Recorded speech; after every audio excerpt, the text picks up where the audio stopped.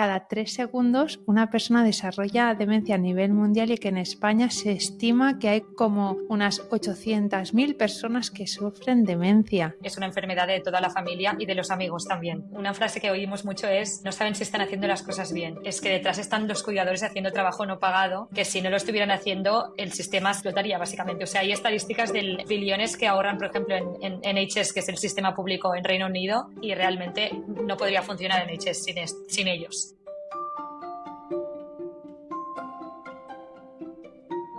Ana, muchísimas gracias por querer participar en el podcast, un tema que no había tocado hasta ahora, así que muchas ganas de aprender lo que haces. Sí, muchas ganas de explicarlo. Quería empezar la entrevista haciendo una pregunta, ¿no?, que creo que a lo mejor nos puede impactar a todos y a todas. Y es, cuando estaba buscando información, ¿no?, vi que cada 3 segundos una persona desarrolla demencia a nivel mundial y que en España se estima que hay como unas 800.000 personas que sufren demencia. ¿Estos datos son reales? ¿Es verdad? Sí, la verdad es que es verdad, y aparte está creciendo porque la población cada vez envejece más. Por suerte vivimos más tiempo, pero eso también significa que los casos de demencia aumentan. Y de hecho, en el mundo ahora mismo se estima que hay unos 50 millones de personas viviendo con demencia y en 2030 van a ser 78. Y estos son, que es un dato importante, los casos diagnosticados. Significa que hay muchos países, sobre todo en países, por ejemplo, en Sudamérica, África y en algunos países de Asia, donde hay muy poco acceso al diagnóstico y por lo tanto seguramente hay más gente viviendo con demencia sin saberlo. Así que se estima que estos casos son incluso más altos. Qué fuerte.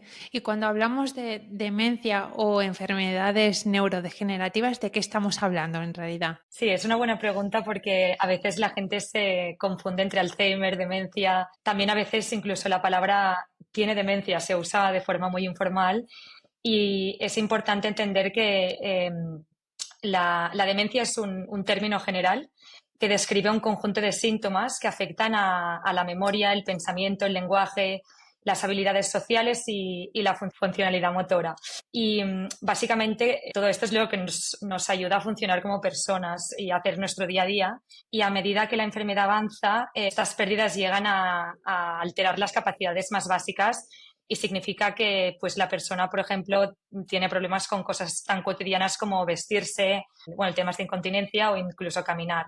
Y las causas son varias. Hay más de 70, se estima, causas y enfermedades que causan la demencia, y la más común y conocida es el Alzheimer, que es la que casi todo el mundo conoce. Y dentro de las causas de demencia más conocidas, el 70%, 80% de los casos es Alzheimer, pero luego hay otras también bastante importantes que son, por ejemplo, la demencia vascular, la frontotemporal o la demencia con cuerpos de Levy. Pero sí, No conozco ninguna parte del Alzheimer y yo creo que lo que conozco seguramente será, no sé, como un poco estereotipo también. Supongo que hay muchísima diversidad, ¿no?, en cuanto... Y la verdad es que los síntomas son bastante... cada paciente es único. La forma de cuidar y de acompañar al paciente es similar tanto en Alzheimer como otras demencias, y a medida sobre todo que va avanzando la enfermedad va afectando distintas partes del cerebro. Y hay una forma que la doctora Marce Boada, que es una de nuestros colaboradores, que lo explica muy bien para entender el deterioro cognitivo, que es que las neuronas en nuestro cerebro actúan como con un teléfono inalámbrico. Entonces, entre neurona y neurona hay como un hilo inalámbrico que transmite pues toda la información para funcionar. Y lo que pasa con un deterioro cognitivo es que estas conexiones se van perdiendo. Y entonces, a medida que se van perdiendo, van apareciendo los síntomas como, por ejemplo, la pérdida de la memoria en el Alzheimer, o problemas con con el habla en la frontotemporal, y así con otros síntomas que van saliendo. Bueno, es que a mí me toca un poco de lleno porque justamente mi abuelo tiene Parkinson y se lo diagnosticaron creo que hace, no sé, unos 8 años, y he visto el deterioro, cómo se va deteriorando y cómo va perdiendo, ¿no?, habilidades que creo que son cosas que todos y todas damos por supuesto hasta que las pierdes, ¿no? Y también cómo impacta a la gente de alrededor, ¿no?, la familia o el círculo cercano, y que creo que también, Ana, es una de las cosas que que tocáis, ¿no? Desde Punto Health, no únicamente paciente, ¿no? Sino también ese ecosistema. Y Ana, Sí, bueno, solo quería añadir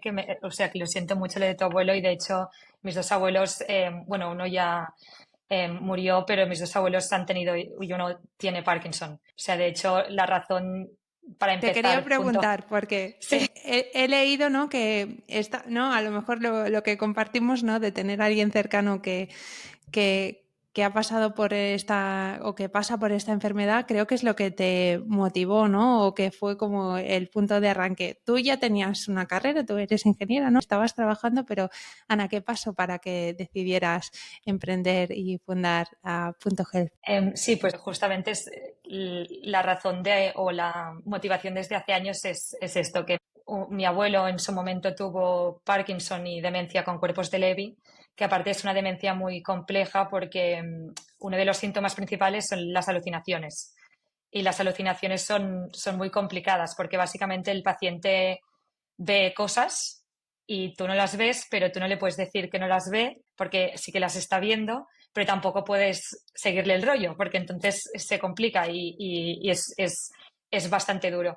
Y vi durante muchos años cómo afectó a mi abuelo, que era el paciente, pero también mucho cómo afectó a mi abuela como la cuidadora principal y luego a toda la familia. Y entonces cuando has vivido una de estas neurodegenerativas de cerca te das cuenta de que es una enfermedad de toda la familia y de los amigos también. Y desde entonces bueno, yo quería hacer algo en este ámbito porque pensaba, bueno, si llega a la etapa de mis padres, al menos que tengan algo.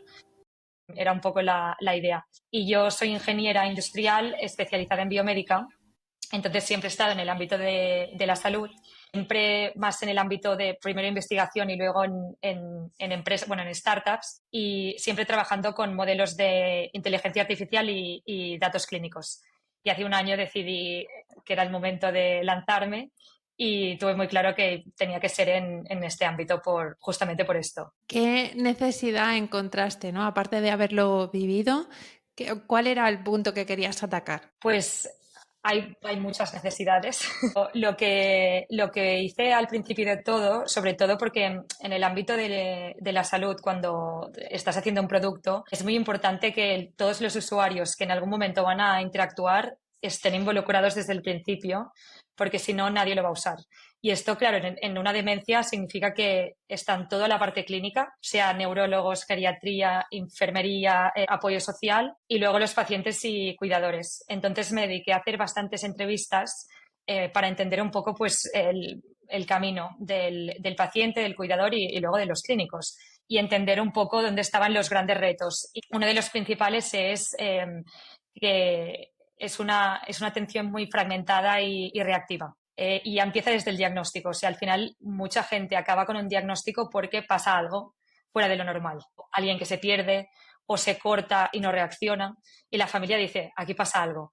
Pero esto ya es una demencia muchas veces ya moderada. Esto significa que esta persona llevaba 10 años con un deterioro cognitivo leve y la gente pensaba que era causa de la edad, que este es uno de los otros problemas culturales que se asocia la pérdida de memoria a la edad y a veces no es la edad, a veces hay un deterioro cognitivo. Entonces, una vez diagnosticado pasa lo mismo, la gente hace un poco lo que puede, se encuentran muy solos y con poca atención personalizada y acaban pues, de urgencias cuando hay un problema. Entonces, si hay, por ejemplo, personas que tienen acceso a grupos de apoyo, esto ayuda mucho, pero igual estos grupos de apoyo son una vez al mes. Luego hay personas que tienen acceso a centros de día, que van a hacer estimulación cognitiva y demás, pero quizás son 2 veces a la semana o ninguna. Y un poco, te iba a decir un poco el estigma social que debe haber alrededor, Sí, ¿no? De que vayas a un grupo de apoyo o que vayas a un centro de día con personas que a lo mejor tienen la enfermedad más avanzada, ¿no? exacto, porque de hecho, esto no lo he dicho, pero antes de hacer del diagnóstico de demencia, hay lo que se llama un deterioro cognitivo leve.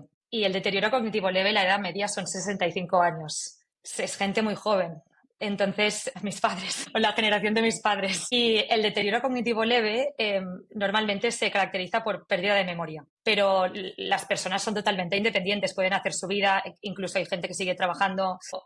Es importante diagnosticarlo porque si es una persona que luego va a hacer un Alzheimer, cuanto antes diagnostiquemos, antes podemos intervenir y poner en práctica varias medidas. Entonces, claro, estas personas hay mucho estigma porque al final una persona de 60 años con un deterioro cognitivo leve, que es independiente y puede hacer su vida normal, no quiere que le traten como a un niño. Entonces, también hay esta necesidad muy grande de ayudar al paciente, empoderar al paciente a ser más proactivo con su propio diagnóstico y dar atención personalizada continua, que luego pasan muchas cosas en el día a día y tener como un compañero, una herramienta para poder preguntar, ¿ha pasado esto? ¿Qué puedo hacer? O que si tú quieres de forma proactiva hacer algo que puedas, esta es como la necesidad principal, o sea, la parte de apoyo, pero también como proactividad y planes personalizados. Claro, es que entiendo que, no sé cómo decirlo, ¿no? Pero cuando alguien sufre una enfermedad así es como que queda totalmente anulado. Es como que pierdes tu potestad, ¿no? Es como pasas a ser de un adulto a un niño pequeño. No sé, a lo mejor es un poco bestial lo que iba a decir, ¿no? Pero si tienes un deterioro o una demencia, es como que se entiende que, vale, ya no estás capacitado, ¿no? Bueno, es importante saber que no todos los deterioro cognitivo leves van a hacer una demencia. O sea, hay ¿Vale? personas que se pueden quedar estables con Vale. una pérdida de memoria para siempre, digamos. Pero sí que es verdad que una demencia es una neurodegenerativa, por lo tanto, avanza. Y cuanto más avanza la enfermedad, pues más capacidades vas perdiendo y más dependiente te vas volviendo. Y de hecho, el grado de la demencia se diagnostica con la funcionalidad. Entre un deterioro cognitivo leve y una demencia leve, a veces es cómo de funcional es la persona y qué puede hacer en su día a día. Si, por ejemplo, los que siguen trabajando, si sigue trabajando o ya no puede. Eso es lo que se usa un poco para determinar este grado de la enfermedad y luego de la dependencia.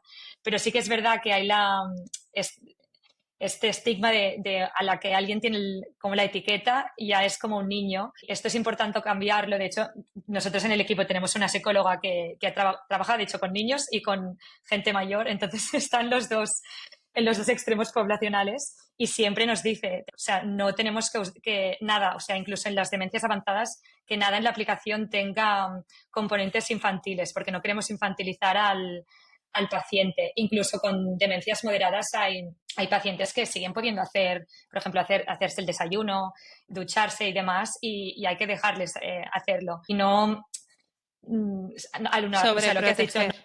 no anularlos desde el principio.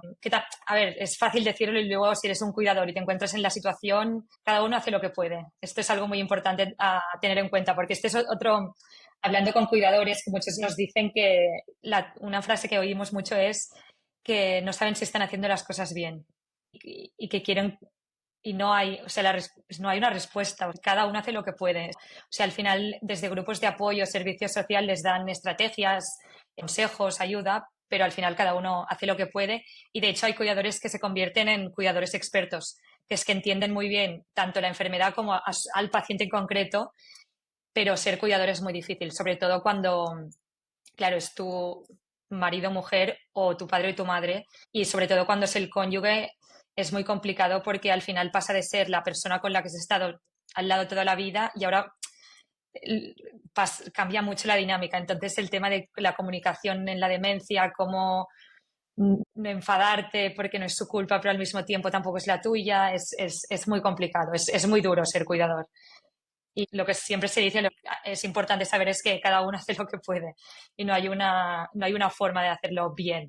Entonces, Ana, ¿cómo ayudáis o qué es Punto Health y cómo ayudáis a los pacientes, pero también, ¿no?, a la gente de alrededor? Sí, pues en Punto estamos desarrollando una plataforma digital para ayudar a la gestión del Alzheimer y otras demencias, tanto para cuidadores, donde el usuario sería el cuidador en las etapas más avanzadas, pero es el paciente en las más iniciales, conectando con el equipo clínico.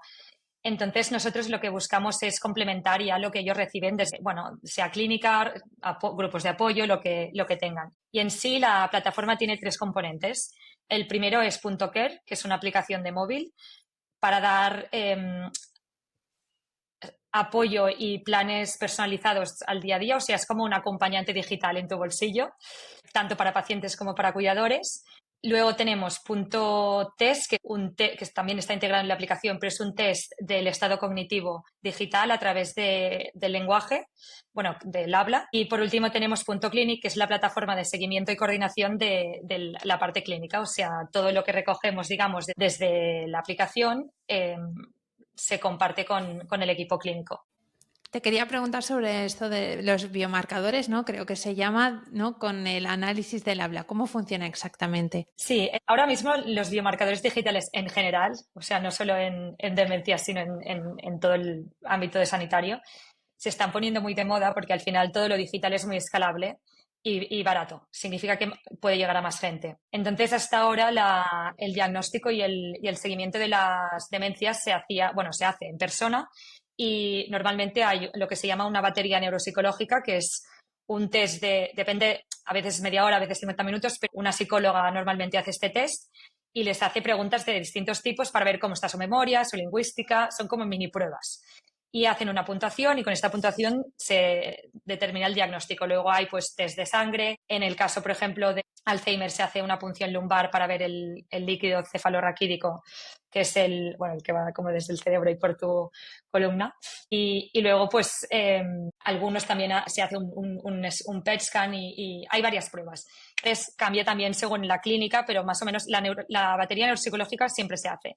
Entonces, los biomarcadores digitales lo que buscan hacer es buscar una forma de sacar la misma información que tú sacarías en clínica o un proxy de esta información, o sea, no al 100% porque no hemos llegado a este punto, para poder hacer selección de pacientes o incluso detección de esas enfermedades en remoto. Entonces, en el caso de la demencia, de nuestro biomarcador, perdón, lo que buscamos es un test que nos dé unos resultados similares a esta batería neuropsicológica. Entonces, la forma en la que se entrena este modelo, digamos, es que nosotros tenemos pacientes que llegan a la unidad de diagnóstico, tanto primer diagnóstico o para seguimiento, y se les hacen todas estas pruebas. Entonces, nosotros tenemos estos datos clínicos, o sea, el resultado de la batería neuropsicológica, el diagnóstico y los demás resultados. Por otra parte, pues ellos hacen el test y graban su voz. Entonces, nosotros entrenamos un modelo que básicamente aprende de todos los pacientes que tienen, todos los sanos, pues este es el patrón de voz.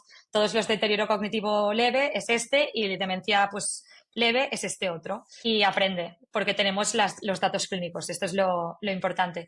Y en nuestro caso queremos usar este test, aparte de que se puede usar para detección precoz, sobre todo para el seguimiento en remoto, porque estos pacientes van una vez al año hacerse la visita rutinaria y con este test pueden hacerlo desde casa cada 2 meses. Y esto nos da una visión mucho más granular de lo que está pasando durante estos 12 meses. Y esto se puede usar porque si hay un declive o un resultado inesperado, activar un sistema de alerta, por ejemplo. O si hay un cambio de medicación y queremos hacer un seguimiento más cercano del paciente, pues también se puede usar. Y también se puede usar para ensayos clínicos, por ejemplo, un nuevo tratamiento. Que, por ejemplo, si viene una farmacéutica y dice necesito 50 pacientes de deterioro cognitivo leve que estén en esta etapa para un ensayo clínico. Claro, tú igual tienes 300, pero algunos igual estuvieron en clínica hace 11 meses. ¿Cómo están ahora? No lo sabes. Entonces, pues puedes pedirles que hagan este test para ver en qué estado se encuentran. Y esto es un poco la idea. Pero hay bastantes ahora biomarcadores digitales, no solo por voz, sino también pues hay algunos que por un dibujo o incluso haciendo ejercicios. Y de hecho nosotros, la parte de Punto Care, que tiene, estos planes de atención diarios, hay información que nosotros recogeremos que también que son medidas de la enfermedad que también van a entrar en en este resultado, digamos, del estado cognitivo. ¿Cuántos pacientes o cuántas familias cuidadores están utilizando o han utilizado Punto? Ahora estamos en fase de validación. No hemos lanzado aún a mercado porque como es un producto clínico, hemos realmente hacer pilotos largos. Entonces, ahora mismo la parte del test, por ejemplo, estamos en una validación con ACE Alzheimer Center en Barcelona con 300 pacientes, que igual incluso serán más. Al mismo tiempo, estamos colaborando con una unidad también de diagnóstico en Londres y con la Universidad de Manchester. Esto es para este test. Y luego, .care, tenemos un grupo de cuidadores que son nuestros beta testers que también lo están probando. Entonces, ahora es un grupo más reducido, que son unos 30-40, también entre España y Reino Unido. Y luego en enero, febrero lo abrimos ya a un grupo más grande. Entonces ya estaremos hablando de un piloto de entre 50 y 200 personas. Y luego ya pues lanzaremos al mundo. Pero es que realmente, no sé cómo decirlo, es una lástima, pero hay muchísimo mercado para esto, ¿no? Porque cada vez, ¿no? Con las cifras que comentábamos al inicio, cada vez más habrá más personas que, ¿no? pasarán por la enfermedad o que alguien de su entorno cercano pasará por ello. Ana, comentabas, ¿no? que participas con un grupo, ¿no? en Barcelona con diferentes universidades. ¿Qué feedback os han dado? ¿Qué es lo que llevas, ¿no? ¿Qué es lo que te llevas de hasta ahora de Punto? Bueno, con nuestro socio clínico inicial, el primero que tuvimos, que es ACE, que se conoce como Fundación ACE o hacia Alzheimer Center. Y con ellos, de hecho, empezó todo. O sea, yo cuando al principio empecé a pensar en el concepto de la empresa, lo primero que hice fue ir a hablar con la doctora Marce Boada y luego el equipo entero y hablar con todas las partes. O sea, diagnóstico, gestión de casos, que es enfermería, la parte de apoyo social, para entender muy bien sus necesidades y dónde ellos creían que había que cambiar cosas. Entonces, hay una gran parte de codiseño de toda la solución, que yo creo que es clave. Entonces, ellos están muy involucrados pues tanto en la parte de investigación como en la parte de en sí del producto y de qué funcionaría y qué no. Luego, por ejemplo, la psicóloga Alba que tenemos en el equipo, ella ha hecho mucha terapia con pacientes que tienen deterioro cognitivo y demencias, y toda la parte que estamos haciendo de estimulación cognitiva viene de su experiencia y de estimulación cognitiva que he hecho en persona. Entonces, todo lo que estamos haciendo está basado y muy curado, validado clínicamente. Y luego el resto de colaboraciones, por ejemplo, las que ahora hemos confirmado aquí en Londres, pues básicamente ha sido a raíz de buscar con neurólogos o geriatras. Normalmente son el tipo de perfil que está más interesado en esto porque son los que están más al día a día con estos pacientes. Y, por ejemplo, el de Londres, que es el doctor Mar, a él le interesaba mucho la parte del deterioro cognitivo leve, porque nos decía que él cuando diagnostica a estos pacientes les dice, bueno, tienes deterioro cognitivo leve, intenta tener una vida saludable. Ay. Y no puede hacer más, porque no hay capacidad ni recursos para más. Entonces se encontró que algunos de estos pacientes a los 3 años vuelven con una demencia moderada. ¿Y qué ha pasado durante estos 3 años? Pues que no han podido hacer nada. Entonces a él, por ejemplo, le interesa mucho la parte de .care para darles algo, o sea, darles una guía de tienes un deterioro cognitivo leve y te doy una opción, una herramienta para que tú de forma proactiva puedes hacer algo en tu día a día para ayudar a mantenerte mantenerte independiente. Y luego usar el test para ir a hacer seguimiento y si alguno de estos pacientes hace un declive más inesperado o raro de lo normal, que les llega una alerta y entonces poder volver a llamar al paciente y ver si hay que cambiar el tratamiento. Entonces él ya había visto la necesidad y claro, cuando le explicamos la solución, pues le encantó. Y sí, y quiere pilotar con nosotros por eso, porque la quiere usar. O sea, lo que nos gusta más es encontrar situaciones donde quieren hacer piloto con nosotros o colaborar porque lo quieren usar. Y de momento hemos recibido muy buen feedback, tanto de de cuidadores pacientes, pero también de la parte clínica. Y ahora estamos también hablando con otros tanto en Barcelona como en Reino Unido para ampliar la validación. Porque como más grande sea el grupo de pacientes y cuidadores y más diverso, mejor, porque hay bastante el acceso al tratamiento y a la atención cambia mucho según el estado socioeconómico. Entonces, queremos intentar, bueno, hacer una solución que sea para todo el mundo. Bueno, y también, aparte de ser un tema delicado, es que como no hay cura, o sea, el Alzheimer no se cura. Bueno, ahora hay 2 tratamientos que han salido nuevos que dan un poco de esperanza, pero hay un poco el pensamiento de algunas personas con las que nos hemos encontrado, y no solo desde el punto de vista de inversores, sino incluso dentro de lo que es sanidad pública, que es casi por qué deberíamos poner esfuerzos en algo que no tiene cura. Entonces, es muy fuerte porque, claro, y muchas veces lo que no se tiene en cuenta o no se quiere tener en cuenta es que detrás están los cuidadores haciendo trabajo no pagado, que si no lo estuvieran haciendo, el sistema bueno, explotaría básicamente. O sea, hay estadísticas de los billones que ahorran, por ejemplo, en NHS, que es el sistema público en Reino Unido, lo que ahorran los cuidadores no pagados que son familiares y realmente no podría funcionar NHS sin ellos. Y estos cuidadores son personas que también son pacientes. Bueno, está cambiando, pero sí que es difícil.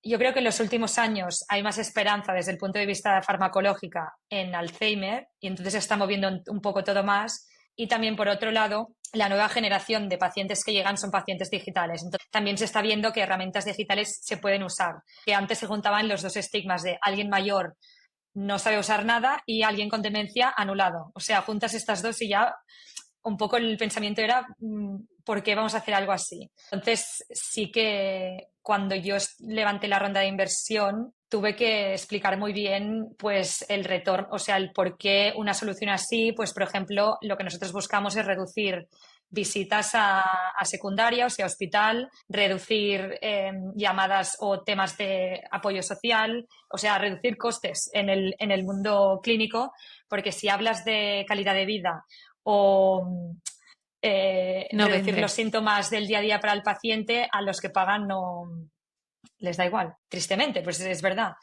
Pero al final lo que sí que vi es que hay una nueva ola, está llegando una nueva ola de la silver economy, esta que le llaman, para gente de más de 65 años y sobre todo en temas de demencias, porque o sea, todo el mundo se está dando cuenta de que es un problema que ya no podemos evitar, hay que afrontarlo. Y la única forma de hacer soluciones escalables y personalizadas es con digital y con inteligencia artificial. Y se están uniendo estas dos olas a la vez. Es lástima lo que me has dicho, ¿no? De que a lo mejor a los inversores, supongo que hasta que no te toca de cerca es Da un poco de difícil. más miedo. Pero por ejemplo, uno de nuestros inversores, de hecho tenemos dos de los fondos de inversión que invirtieron en puntos son españoles. O sea, unos están en Barcelona, que es ABAC Nest, y los otros en Madrid, que es Fondo Bolsa Social. Y, por ejemplo, Fondo Bolsa Social es un fondo de impacto. Entonces ellos buscan bueno, invertir en empresas de impacto social. Entonces, claro, el mundo de la salud les interesa mucho porque es un impacto directo. Y entonces toda la parte del impacto al cuidador y al paciente, en su caso, por ejemplo, sí que lo buscan. Y que está muy bien, porque realmente es por la razón por la que lo estamos haciendo. Sí que se está movilizando bastante. Digo esto y después pienso en la ronda y lo que me costó, pero bueno, A ya ver, se me ha olvidado. cuéntame esto. Entonces, Ana, tú partes de una experiencia, ¿no? Personal de tu abuelo, ¿no? Cercano a ti, haces esta investigación y cómo te lanzas a decir, porque aparte ya vivías en Londres, si Sí, recuerdo bien, ¿cómo te lanzas a decir, voy a emprender?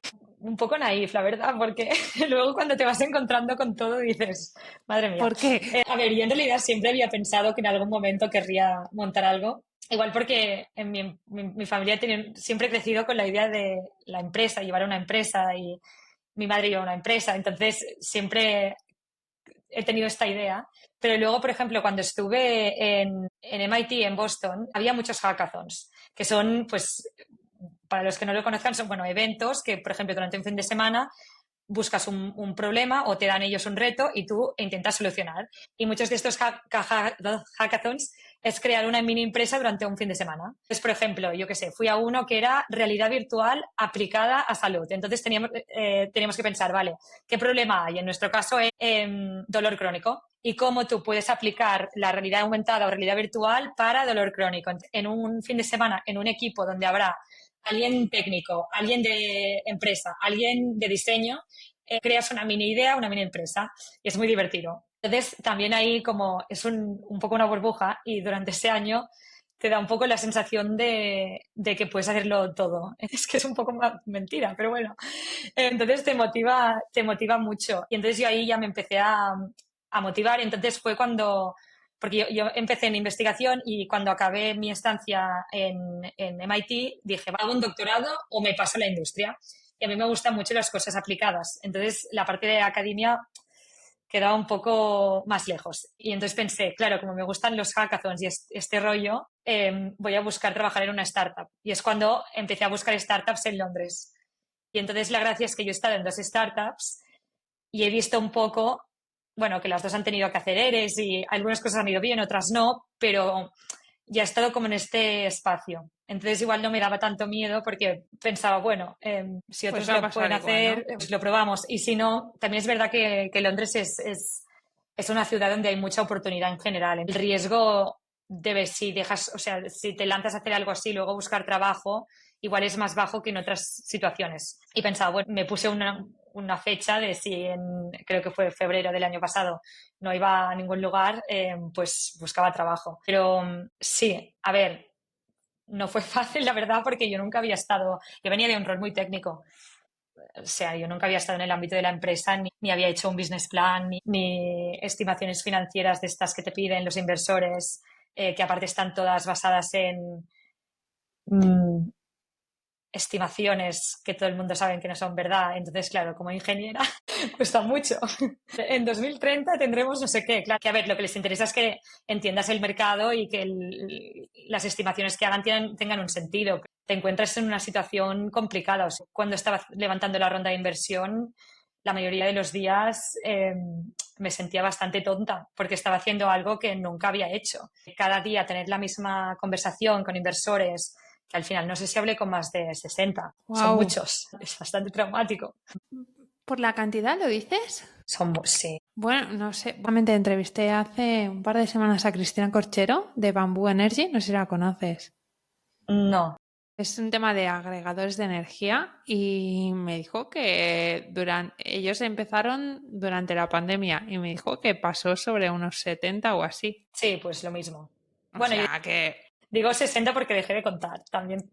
Porque empezaba a ser un poco deprimente y dije, mejor ya veremos. ya, pero es que es un tema, no sé, hablo desde la ignorancia. Seguramente tocas un tema de e-health para niños y lo levantas así. Bueno, depende. Es que sí que es verdad que 2023 y 2024 han sido años horribles para levantar rondas en general. En todos los ámbitos y en salud aún más, porque han habido empresas que en su momento funcionaron muy bien y ahora que no han ido tan Mm, bien y han vale. sido, que eran súper buenos ejemplos y ahora no tanto. Hay como un poco más de miedo en el ámbito de salud. O sea, yo de hecho me encontré con bastantes fondos que decían que eran diagnósticos de sector, pero cuando hablaba de lo que hacía decían, uy, esto es muy, muy clínico. Y decía, bueno, si dices que eres agnóstico, eres agnóstico. ¿Sabes? Si no, di que eres agnóstico, pero no haces salud. Pero bueno, al final salió bien. Y de hecho los fondos que tenemos están súper motivados con lo que estamos haciendo y les gusta mucho. Porque también es un proyecto muy bonito. Al final, cuando estás haciendo algo así pensando en pacientes y cuidadores, es fácil motivarte. Y esto es lo que a mí me ayudaba durante la ronda y ahora. O sea, cuando tienes días de estos de porque estoy haciendo esto, dices, ah, vale, ya sé por qué. Sí, pero bueno, sí, y aparte, otra cosa que fue un poco difícil es que yo decidí, porque yo ahora tengo un cofundador, pero en su momento le dije que no quería que dejara su trabajo hasta que no hubiera cerrado la ronda, porque no quería como la presión extra bueno, de tener otra persona así viviendo del aire. Entonces la levanté sola y esto, Buah. sí, no lo recomiendo. Es bastante, sí, traumático. No Bastante, sé si es la bueno, palabra. bastante. Es que ahora ya es como que lo he bloqueado, pero fue bastante duro, la verdad. Pero bueno, ¿Cómo funciona una ronda de inversión, Ana? Para las que no hemos emprendido, las que no hemos pasado por esta experiencia, lo que parece ser un poco traumática. a ver, normalmente tú mandas un pitch deck, o sea, una presentación de PowerPoint con pues tu solución, problema, lo que estás haciendo, el mercado, todo esto. Y claro, si tú tienes contactos en este ámbito es más fácil. Yo en mi caso no conocía a una persona, o sea, no tenía. Y sí que es verdad que hay algunos fondos que por su web tú puedes mandar esta presentación. Entonces, si les interesa, te avisan y entonces empieza el proceso, que normalmente es una llamada con el analyst, siempre va empiezas con el analyst y entonces ellos lo llevan como a la reunión semanal que tienen que se llama el deal flow, que comentan pues las reuniones que han tenido y tal. Si les gusta, tienes otra llamada con el associate o la associate y luego ya a veces, o sea, a veces cambia, son 2 o 3, 3 o 4, depende, pero normalmente va así. Y una vez deciden que les interesa, empiezas el proceso que se llama due diligence, que empiezan a analizarlo todo, que en nuestro caso no había mucho que analizar, porque no tenemos, o sea, era un concepto, era una ronda presemilla, pero en un caso más avanzado pues analizarían todo, o sea, tus cuentas, el producto, realmente los usuarios que tengas, si es verdad o no, empiezan a hablar con gente del sector. Por ejemplo, si tú dices que en nuestro caso, nuestro producto es B2B, entonces queremos vender a los 3 grandes grupos, son proveedor de salud, seguros y la industria farmacéutica. Pues los inversores que hacen, buscan a alguien de cada uno de estos sectores y les preguntan, ¿tú pagarías por esto? Y este proceso pues puede durar 2, 3 semanas, depende. Pero normalmente cuando llegas a due diligence ya es que están muy interesados. Y luego pues ya, si esto va bien, hablas de los términos. Lo que empezó a pasar a partir de el, bueno, los primeros meses fueron un poco de improvisación porque, bueno, yo no sabía muy bien cómo funcionaba, entonces tuve que cambiar todo como lo decía, el pitch, todo, pero cuando empecé en serio, que fue como a medianos de enero del año pasado, empiezan a decírselo entre ellos, o sea, si les gusta, si lo dice a otro, porque todos los inversores tienen Se conocen, ¿no? comidas y cenas y Sí, reuniones sí. y cafés cada semana. Entre ellos, es un mundo muy pequeño. Lo que empezó a pasar es que me presentaban a otros. Y de hecho, con los que acabé, o sea, tanto ABAC, los de Berlín, por ejemplo, fue a través de su web. O sea, este es un ejemplo de que mandé se pusieron en contacto y fue todo muy fluido. Y los de Madrid y Barcelona fue a través de que me presentaron otros fondos. O sea, de que hablé con uno, que me presenté el otro, y al final, creo que sería interesante hablar con ellos. Y al final fue así. Qué Y ahora, fuerte. claro, ahora que ya existimos, es más fácil ya tener las conexiones para la siguiente. Esto no sé si me lo vas a querer contestar, pero para hacer una aplicación, ¿no? Porque lo que vendéis es una aplicación. Como punto, ¿cuánto tienes que levantar? Es que en nuestro caso, como es digital y es más en el ámbito de salud, si tú necesitas, bueno, si separamos lo que es biotech o farma, que necesitas un laboratorio, y ya los números se te van a, bueno, o sea, millones. Yo mi empresa de antes, que era una biotech, un componente para una prueba del laboratorio igual te valía 200.000 euros. O sea, pero en el ámbito de salud digital es más barato, porque, bueno, al final estás desarrollando software, o sea, te cuesta igual que cualquier otro software. El tema está en las regulaciones. Nosotros, por ejemplo, el tema del biomarcador lo tendremos que regular con la agencia del medicamento y esto pues igual vale, no sé, depende, entre 40 a 70.000 euros. Claro, esto ya no es hacer un software de recursos humanos que lo haces tú y no hay que regularlo. Nosotros levantamos en euros, deben ser unos 750.000 y la mayoría se van o sea, en el equipo. Que todo lo que es cloud, o sea, todo lo computacional, pues Google te da créditos de startup y estas cosas. Entonces el primer año no gastas en créditos. Luego así consiguen que te quedes con ellos. Pero sí, si es salud digital es menos. Si en el momento en que entra hardware o sea, un aparato o laboratorio, mucho más. Es que a veces damos por supuesto que hacer una aplicación puede ser algo, ¿no?, más económico o fácil, y creo, por eso te quería preguntar, ¿no? Porque ya estamos hablando de cantidades considerables que te lo tienes que pensar si quieres tirarlo, ¿no? Si quieres emprender en este mundo. ¿Cómo de importante fue para ti pasar por el MIT?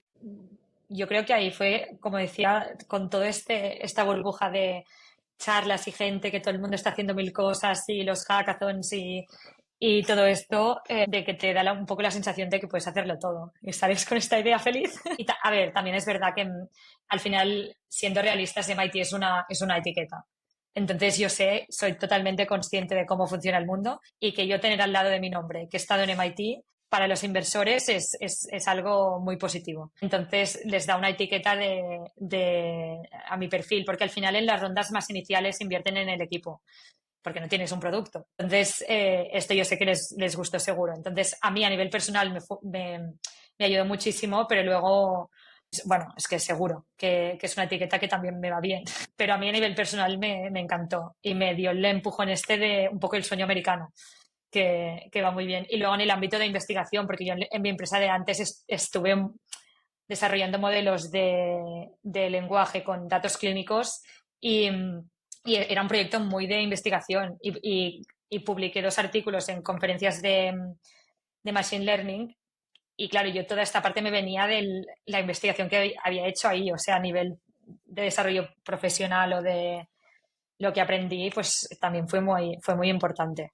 ¿Qué has aprendido como mujer emprendedora en todo este ámbito? Yo ya venía de un sector con pocas mujeres, así que es verdad que yo estudié, o sea, en ingeniería industrial hay bastantes mujeres. Pero luego, cuando acabas la carrera, muchas veces, industriales en general, no solo las mujeres, acaban yendo a roles que no son técnicos o consultorías, roles así que no. Entonces, dentro del mundo técnico, no, inteligencia artificial hay pocas. Entonces, claro, cuando me preguntaban de ahora que estás en el mundo bueno, de fundar una empresa y decía, bueno, es que, a ver, yo ya estaba acostumbrada a estar en un entorno donde era la minoría, pero sí que cuando miras los números es muy triste. Y al final es porque, bueno, es un debate bastante, podría ser muy largo y filosófico, pero al final las mujeres, de la forma en la que hemos crecido o lo que la sociedad nos ha forzado, porque yo creo que es o transmitido, nos acostumbramos a arriesgar menos. Entonces eso directamente pues se traduce a pues las mujeres en general invierten menos, invierten ellas en como o sea, sus ahorros, por ejemplo, o ya pues ya montar una empresa ya es un riesgo muy, muy alto. Y sí, o sea, te das cuenta cuando miras los números de fondos o sea, de inversiones del año pasado que van a mujeres o empresas que van fundadas por mujeres, son muy bajas. Entonces yo intento animar. Animar. Sí, y aparte fundadoras técnicas hay muy pocas también. Así que cuando conozco, bueno, a mí me gusta mucho conocer a otras porque hay pocas. Entonces, esto empieza desde niñas. Necesitan referentes y esto es un poco lo de las Donastic, que las dos somos, sí. Es un poco esto, o sea, empieza desde el principio. O sea, referentes de que si tú ves a tu madre, la amiga de tu madre, tu tía, la madre de tu amiga, pues que son técnicas, que están en este ámbito o que llevan una empresa, pues tú te imaginas desde pequeña, si no, no. Y sí, he aprendido que hay muy pocas pero bueno, no sé, sí. ¿Volverías A a ver, es que emprender? tampoco quiero entrar en cosas negativas, ¿sabes? Pero ¿volverías a emprender? ¿O volverías al mundo enterprise? No, yo espero que esto vaya muy bien porque yo no quiero volver. A mí me gusta mucho porque, a ver, estoy intentando mantener la parte técnica, 50% de mi tiempo, pero me gusta mucho el hecho de poder crear algo desde cero y ver un problema y poder solucionarlo y realmente tener los recursos para hacerlo. Y ahora que tenemos un equipo, que tenemos la base está en Londres, pero luego tenemos a 2 personas también en Barcelona y porque estamos a la vez en los 2 países con colaboraciones. La app la tenemos en castellano, catalán y inglés. Bueno, es que esto paréntesis, pero cuando la gente hace un deterioro cognitivo, vuelven a su lengua materna. Mm, Entonces es muy importante, sobre todo para hacer el test, las baterías, o sea, el sí, test cognitivo o incluso cuando pues hacer yo qué sé, la estimulación cognitiva que tenemos nosotros, estas misiones diarias que tenemos en Punto Care, poderles hacer en su lengua materna. Entonces también tenemos catalán qué interesante, claro. en la app. Y se me ha olvidado. Sí, volvería a hacerlo. A esto, que tenemos el nuevo equipo y es muy guay ver cómo pues gente totalmente pues que se ha cambiado el trabajo y ha venido a trabajar con nosotros porque creen lo que estamos haciendo y están emocionados y emocionadas. Y esto es muy chulo, motiva mucho. No sé, me parece un proyectazo, la verdad. Es muy chulo porque la parte de Punto Care, estamos en un programa de Barcelona, de hecho, que se llama Serious Games Lab. Son los juegos serios, que es cuando tú aplicas temas de videojuegos en salud. Básicamente estamos creando estas misiones diarias de estimulación cognitiva, ejercicio físico y demás, gamificado, que es cuando añades cosas de videojuegos, por ejemplo, pues tienen un personaje que es el personaje que es nosotros le llamamos puntito, pero pueden llamarle como quieran. Y cuando van cumpliendo estas misiones ganan energía y con esta energía pues podrán crear un jardín personalizado. Y esto es un mecanismo que va muy bien en todas las edades. Esto de ganar puntos y coleccionar y hay muchas apps que están gamificadas como Duolingo, por ejemplo, que funcionan muy bien y estamos haciendo esto y entonces es muy divertido porque estamos creando, claro, minijuegos, todas estas cosas que en sí el desarrollo de producto es muy chulo. ¿Nos puedes hacer un poco de spoiler? ¿Qué has aprendido de toda la investigación o de estos datos que habéis recogido de hasta ahora todos estos pacientes? No hay datos realmente del día a día longitudinales de estos pacientes. Y lo que pasa ahora, dos pacientes iguales, con el mismo diagnóstico, misma edad, no van a evolucionar igual. Y es un poco una tómbola ahora mismo. O sea, incluso hablamos con una geriatra hace poco que nos decía, bueno, me vienen y yo no sé qué va a pasar. Algunos igual se pasan, yo qué sé, 6 años súper estables y otros que en 6 meses hacen un declive muy bestia. Claro, la gracia es que nosotros empezaremos a tener datos de no solo el test, o sea, cuando hagan la estimulación cognitiva, que son minijuegos de memoria, de lenguaje y tal, cómo lo hacen es una medida de su estado cognitivo. Luego tenemos un registro de síntomas. Este registro de síntomas nos dicen cómo están cada día o, bueno, cuando lo registren. Luego tendremos las dudas que tienen. Todo esto nos dará unos datos sobre la enfermedad que no existen hasta ahora. Entonces será muy chulo porque podremos empezar a hacer, bueno, modelos de lo que se llama subgrupos de pacientes, que es lo que te lleva a la medicina personalizada, para que en un futuro, cuando tengamos dos pacientes iguales, con la información de estos pacientes no les digamos, ay, a ver qué pasa. Sí, pues tú con tu historial clínico y con lo que estoy viendo estos primeros días te doy o va a pasar esto o a ti te va a funcionar mejor esta otra cosa. Y esto es lo que será más chulo. Es que Muy puedes emocionante. llegar. Sí, ¿no? Es que realmente, A pues. mí, es que aparte es lo que llevo haciendo todos estos años, o sea, modelos para buscar esto, o sea, temas de medicina personalizada. Estos datos tan longitudinales así hay muy pocos. Y cuando tengamos a Claro. varios pacientes y cuidadores usándolo, será muy, muy, muy interesante. ¿Por qué punto? El nombre. Sí. Bueno, yo estaba buscando un nombre que fuera fácil, con algunos atributos. O sea, uno, que fuera fácil de recordar. Dos, que fuera fácil de escribir y pronunciar en distintos idiomas. Porque ahí a mí me pasa que a veces me dicen un nombre de una marca y se me olvida o no sé escribirla en Google. Y luego que muchas empresas de salud tienen nombres un poco cursis. Bueno, no voy a poner ejemplos. Yo quería un nombre corto, bueno, con todo esto. Y entonces pensé que, no me acuerdo realmente lo de punto. Luego pensé que la frase de y punto también me gusta, de se hace esto y punto. Sí. Y así fue. Y entonces empecé a decirlo y luego la gente se acuerda del nombre. Y pensé, bueno, pues funciona. Así que no hay. Claro, en Inglaterra no saben qué significa, entonces lo ven como un nombre y ya está. Y en España, claro, punto tiene un significado. Pero también nos ha dado juego pues con el logo, que es un punto, y Claro. puntito, que es el personaje que tenemos. Y Ana, para quien nos esté escuchando de la audiencia, ¿qué necesitáis? ¿Cómo os podemos ayudar? Bueno, si hay alguien, cuidador, paciente o alguien que conozca a alguien que tenga deterioro cognitivo leve, Alzheimer o algún otro tipo de demencia, abriremos nuestro grupo beta dentro de poco, así que la gente se podrá apuntar y los primeros tendrán acceso gratuito a la aplicación a cambio de feedback, así que es una muy buena opción, pero sobre todo porque queremos oír más experiencias de personas, porque al final es muy curioso, cada vez que hablamos bueno, es que cuidadora, porque la mayoría son mujeres, cada vez que hablamos con una cuidadora, que es normalmente la mujer o la hija, nos dicen, bueno, pero no sé si lo que yo te he contado te va a ayudar, porque claro, mi caso es muy específico y muchas dicen lo mismo. Lo que siempre decimos es, todos los casos son súper útiles, cada caso es distinto porque cada paciente es distinto, cada uno hace lo que puede y lo que nosotros buscamos hacer es intentar dar este compañero diario. Herramientas, ¿no? Herramienta diaria y para dar apoyo, tanto con estrategias, pero también emocional, porque es muy duro.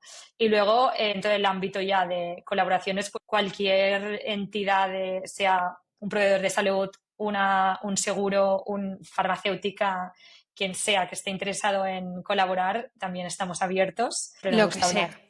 lo que sea. ¿Qué precio estimas que tendrá la aplicación de Punto? Aún no tenemos el precio final porque nuestra plataforma tiene distintos componentes. O sea, la parte, por ejemplo, de Punto Care, que es la de apoyo y los planes diarios, puede ir sola sin Vale, la parte de claro. coordinación clínica. Al mismo tiempo, pues el biomarcador digital solo también puede ir. Entonces, hablamos en una situación de B2B que hablaremos por licencias, dependerá mucho del número de pacientes, de si es licencia anual o no. y sí que posiblemente abriremos un directo a consumidor para cuidadores, porque estamos viendo que, bueno, que les gustaría tenerlo, y si no tienen acceso a través de su proveedor, pues que lo puedan tener. Y ya no tenemos el precio final, sea similar a otras soluciones del sector, nada desorbitado. Pero al final, una cosa bastante interesante en el mundo clínico de marketing es que si das soluciones gratuitas, a veces pierden un poco la validación clínica. Esto es lo que valoraremos si hay directamente es versión pagada o si hay freemium, pero es lo que en los próximos meses decidiremos un poco.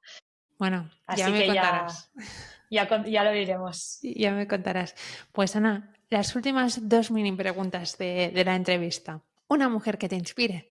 Es que a mí siempre digo, o sea, a mí las dos mujeres que siempre me han inspirado un montón son mis abuelas, porque aparte siempre dicen una que en su momento con mi abuelo montó una empresa familiar que es Iberital, que es una empresa de fabrican máquinas de café, que ahora la lleva mi madre, y ella siempre, bueno, tiene una actitud muy positiva en la vida y muy de todo se puede hacer y todo irá saliendo. Y mi otra abuela, que ella dice, me hace gracia, porque yo le digo que es un ejemplo del feminismo y ella dice que ella ya es de otra generación y esto no, en su generación no pasaba, pero luego cuando ella, por ejemplo, estudió Derecho, de toda la carrera de Derecho, luego fue la primera y única decana mujer de la Universidad de Derecho de Barcelona, primera y única, o sea, no es que fuera, es que ya no ha habido más. Llevaba la Universidad de Derecho y luego tiene su bufete también y sigue trabajando. Entonces dime tú si esto no es ser un referente feminista y sobre todo en esa generación que muchas mujeres no trabajaban. Así que sí, para mí siempre han sido ellas, y mi madre también,